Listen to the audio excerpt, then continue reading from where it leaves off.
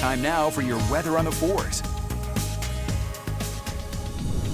All right, the time is 6:14, which means it's time for your weather on the 4s with meteorologist Thomas Giboy. And Thomas, we got some strong winds that people need to prepare for today. Yeah, we do, especially in the western half of the state where we have high wind warnings. And then for the Wasatch Front and the Wasatch back, we have wind advisories, and it is going to be a windy day across the state. All of this is ahead of a system that's going to be working its way in today, and that's going to bring us a round of heavy rain, especially along the Wasatch Front.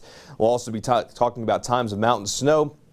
And then from Tuesday night into Wednesday, we'll finally start to dry things out. But the weather is going to be quite active over the next 24 to 36 hours, where we do have those high wind warnings from Cedar City northward. And this is going to be in effect until 9 o'clock tonight. And the strongest winds are likely going to be occurring as we go throughout around sunrise through the early or through around midday today. But those winds within the high wind warning could see some gusts upwards of 70 miles per hour. We've already seen a few wind gusts around 70 miles per hour.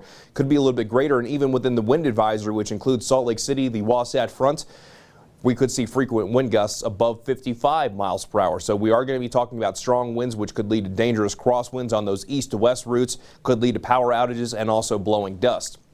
But so far, the wind gusts that we've seen since last night in Tooele, we had a wind gust of 69 miles per hour, had a report of a tree down, and also a few power outages. The Great Salt Lake Marina near I-80, 68 miles per hour just about 20 minutes ago. I-215 at Olympus Cove, 53 miles per hour. And at Cedar City Municipal Airport, 52 miles per hour. And so far at Salt Lake City International, 43 miles per hour. So we've seen those strong winds, and that is going to continue throughout the morning into this afternoon. Again, all of this being driven by a stronger storm system that's now approaching from the west. We got a good amount of wet weather now in northeastern Nevada that is going to be finding its way over towards us from this afternoon into tonight. So that rain chance will be increasing, and the chance for mountain snow will also be increasing. But right now, things are relatively quiet up at USU, up in Cache Valley and Logan.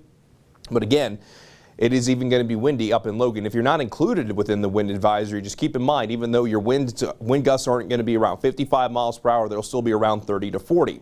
We're going to go with a daytime high of 68 degrees in Salt Lake City as that southerly wind brings in those warmer temperatures. 65 degrees in Cedar City, 75 degrees in Moab, 76 degrees in St. George. And really for the I-15 corridor and areas west, the rain chance will be increasing this afternoon. That wet weather will be spreading from west to east across the state from this afternoon into tonight. We'll time things out for you here on the Futurecast. And notice as we go throughout the morning, things are relatively quiet, but those winds very strong out of the south. Then as we move into the afternoon, the chance for wet weather really increasing across the western half of the state and the northwestern half of the state, with that best chance of rain coming tonight into the overnight hours, with valley rain, mountain snow, keeping that chance for wet weather through the overnight before things start to dwindle down a little bit for tomorrow morning. But I'm still thinking even around tomorrow morning, we could still be talking about a few mountain snow showers and also valley rain showers. And that rain chance will continue to lower as we go throughout the day tomorrow, but still keeping an isolated chance in the forecast more or less through Wednesday morning before we completely dry out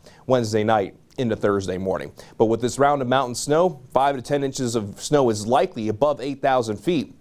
In our northern mountains and our central and southern mountains, and in isolated pockets, we could find anywhere from 12 to 18 inches of snow. So we're going to be talking about a good amount of rain from this in the valleys and a good amount of snow from this in the mountains as well, with gusts upwards of 55 miles per hour and difficult travel starting tonight through tomorrow morning on those mountain routes. For St. George, it's going to be a rainy and windy day, and the rain chance really picks up for late this afternoon into tonight. A daytime high of 76 degrees.